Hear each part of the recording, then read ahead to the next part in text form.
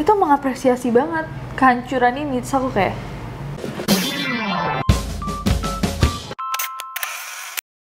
hey guys, it's Nessie and how are you guys? Gimana kabarnya? Semoga masih semangat dalam menjalani minggu ini. Pretty much a wrap right here. Jadi, hari ini kita akan melihat sesuatu yang berhubungan dengan fashion. Fashion itu akan selalu berganti. Terkadang ada waktu-waktu dimana fashion goes backwards. Jadi dimana kayak hal-hal yang sebenarnya sudah tren akan kembali lagi in style. Kalau kata mamaku, perputarannya akan selalu terjadi. For example, the 90s aesthetic. Kalian pasti sering lihat kayak dalam setahun 2 tahun terakhir ini kayak banyak banget tren-tren fashion tahun 90-an yang kembali lagi. Tapi seperti layaknya bisnis in general, brand-brand fashion tuh juga harus selalu berinovasi agar mereka tetap relevan. Dan biasanya ketika brand itu relevan, brand itu memiliki image yang baik dan banyak penggemarnya yang loyal, mereka akan tetap mendukung inovasi brand-brand itu walaupun terkadang inovasinya kayak, hah, what? Itu siapa yang mau pakai? Are you guys seeing this? Nah, personally, aku sangat cinta ketika aku melihat orang-orang yang sangat-sangat sultan, orang-orang yang punya uang banyak, membuat pilihan-pilihan yang sangat questionable, menarik, atau simply unik. Jadi hari ini kita akan melihat hasil-hasil inovasi desainer ternama yang bisa dibilang unik, aneh, atau terlalu nyeleneh, sampai sobat-sobat miskin cuma bisa tertawa. So, without any further ado, let's get to the list. Oke, pakaian-pakaian mahal nih ya. Oke, kita akan mulai dengan yang ini. Ini adalah kaos kemeja dari Balenciaga. Balenciaga adalah salah satu perusahaan fashion yang didirikan pada tahun 1917 oleh seorang desainer dari Spanyol, Cristobal Balenciaga. Nah, pada 2018 lalu, Balenciaga ini merilis koleksi fall mereka, koleksi musim gugur mereka. Salah satunya adalah sebuah kaos yang juga kemeja ini. Oke, sebelum aku reveal, aku mau kalian untuk komen di bawah, tebak harganya berapa. Please do it now. 3, 2, 1. Karena harganya adalah, aku juga belum tahu, $1.290. Sekitar 18.130.950. Karena desainnya yang super nyeleneh ini, Balenciaga tuh sempat dikritik abis-abisan di internet. Karena orang-orang bertanya-tanya dan juga kayak, hah, masa 18 juta kaos dijahit sama kemeja? Kenapa nggak kaos berapa, misalkan 100.000 plus kemeja 150.000, udah 250.000 itu udah mahal. 18 juta. Contohnya seperti tweet yang satu ini dari aha_Mike. I just made my own double shirt and it didn't cost thousands of dollars. Aku barusan bikin juga baju double aku dan harganya nggak sampai ribuan dolar. Mike super savage ya, sama dia ditempel pakai selotip, nggak apa-apa. Estetikanya sama kok. Mau pakai selotip, mau pakai stapler, atau mau dijahit sama craftsman-nya Balenciaga, tetap aja ketika kamu jalan orang-orang bingung kayak, ini orang apakah pagi tadi kayak selabil itu gitu loh, nggak bisa milih mau pakai kaos apa kemeja, jadi pakai dua-duanya. Tapi dua-duanya harus kelihatan, jadi nggak bisa di layer, satu di belakang, satu di depan. Gimana menurut kalian? Apakah kalian mau kayak, kalau kalian bilang, Nessie, itu fashion forward, itu adalah inovasi, 18 juta, oke lah. Ya nggak apa-apa, komen juga di bawah.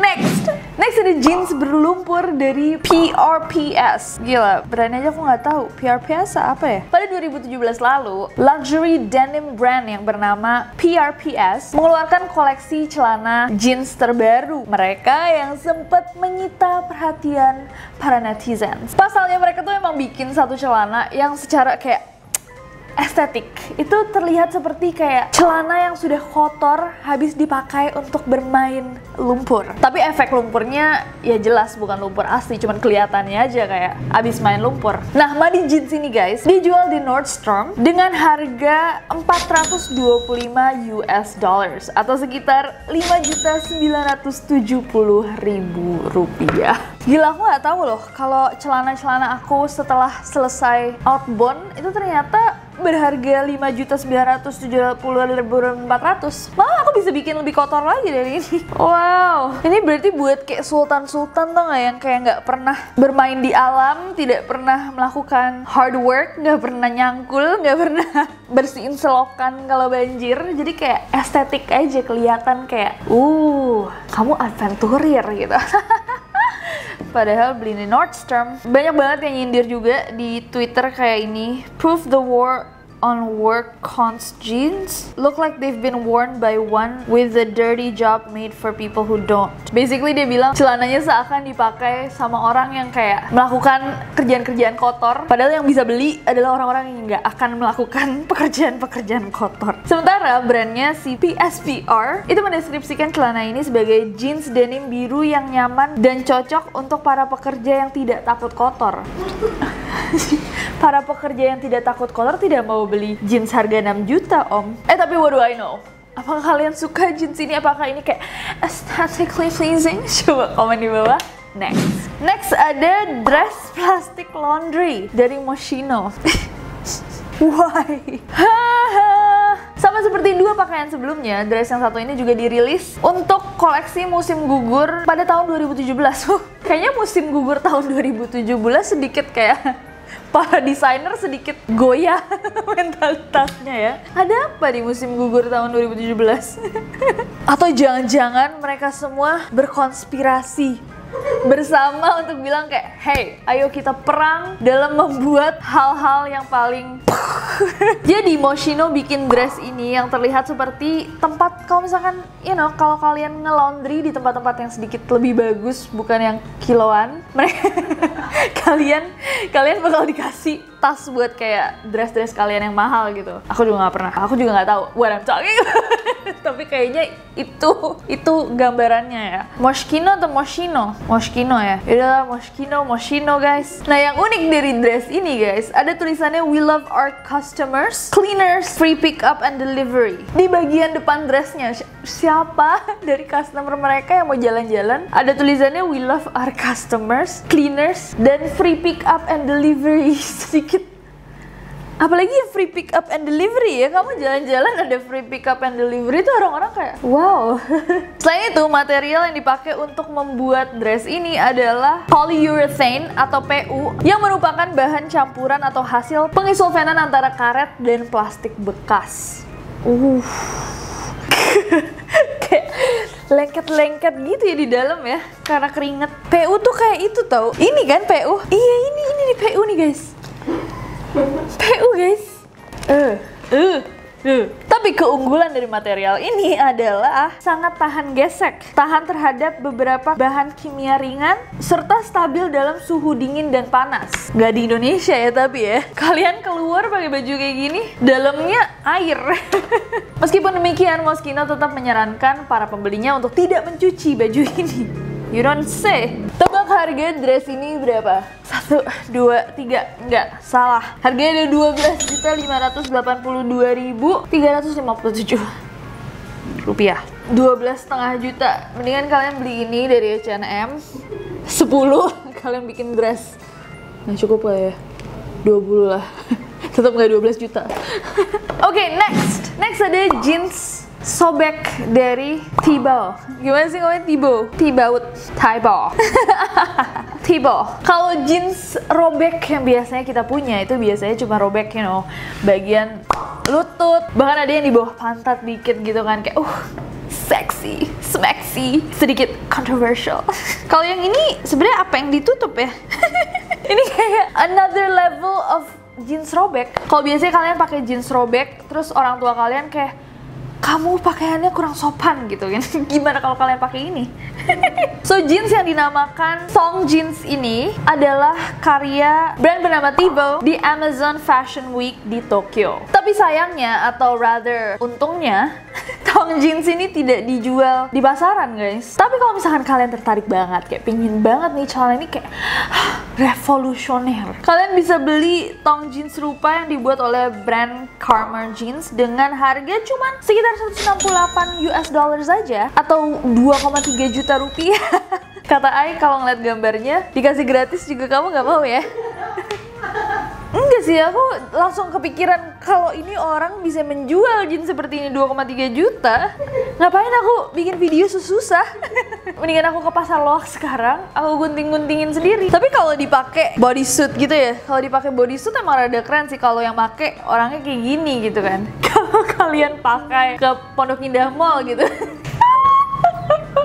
dilihatin sama satu dunia sih, kayak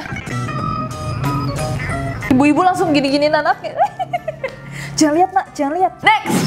Oke guys, dan ini yang terakhir, ini adalah salah satu inovasi brand yang waktu itu sempat besar banget ya. Ini adalah sepatu lusuh dari Maison Margiela. Coba kalian lihat sepatu ini baik-baik. Sepatu yang compang-camping ini emang dibuat aesthetically untuk terlihat seperti itu guys. Dan ini harganya wow banget. Waktu itu aku juga ngeliat waktu di London, kayaknya aku lihat-lihat bareng Marsha Arwan. Dia pengen banget beli salah satu dari sepatu ini. Waktu aku masuk ke tokonya aku juga kayak menarik.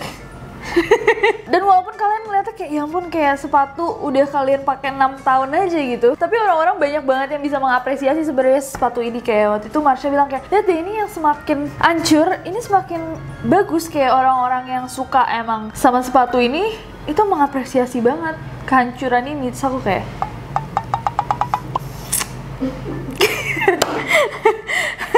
tapi emang kalau misalkan kalian pakai kayak clean fit gitu, putih-putih atau yang kayak bener-bener pakai suit segala macam, jadinya compang-camping di bawah tuh nggak kelihatan sebagai apa ya, nggak kelihatan kayak nyampah gitu loh. Tapi dia malah jadi fashion item di outfit itu. Tapi tetap aja kalau misalkan kalian tertarik sama sepatu ini tuh dibanderol seharga 1.645 US dollars atau sekitar 23,3 juta rupiah, guys. Tapi ada orang yang beli di Nordstrom, ini ngasihin bintangnya cuma 2 nih. Kenapa? Dia udah lihat ya gambar sepatunya. Begitu datang kayak, kenapa ini sudah seperti dipakai? Lah emang gitu bos? Atau dia kayak kaya banget trolling gitu ya?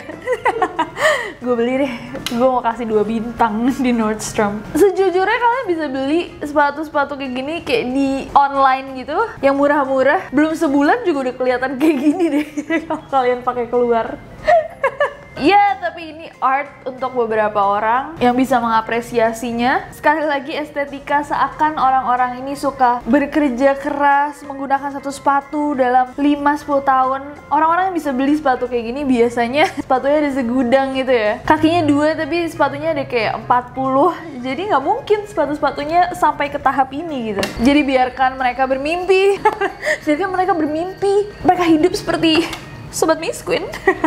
Kita putar sekali-kali gitu. Tapi aku mau denger dari kalian, apakah kalian suka sama barang-barang fashion ini? Apakah inovasi-inovasinya menarik? Aku mau denger dari kalian. Apa menurut kalian motif dari fashion designers yang membuat item-item yang jelas sedikit kayak what gitu? Apakah mereka memang mencari the next trend? Mereka mencari trend fashion berikutnya agar mereka yang pertama? Atau mereka sengaja membuat item-item seperti kaos dijahit sama kemeja atau dress plastik laundry itu sengaja biar mereka dapat hype aja, kayak any kind of publicity is a good publicity kan. Selama orang-orang ngomongin brand mereka, mau buruk baik, yang penting mereka diomongin gitu, tetap relevan. Menurut kalian gimana? Komen di bawah. Dan komen di bawah as always guys, ide-ide buat video-video selanjutnya. But other than that, I hope that you guys enjoyed this video. Kalau misalkan kalian suka video, klik like-nya, follow aku di Instagram dan Twitter, gampang banget nih si Caca. Dan subscribe ke channel ini, juga nyalain notification-nya biar kalian tahu kalau misalkan aku upload video baru, karena aku gak sabar buat ketemu kalian lagi.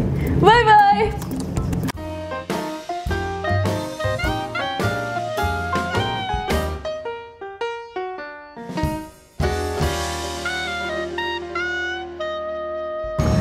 Oh, kalau udah outro, itu kayak aku terobos aja semua. Ada yang lewat, ada yang apa, terobos. Bentar. Pada 2001, brand yang sangat-sangat, ini maksudnya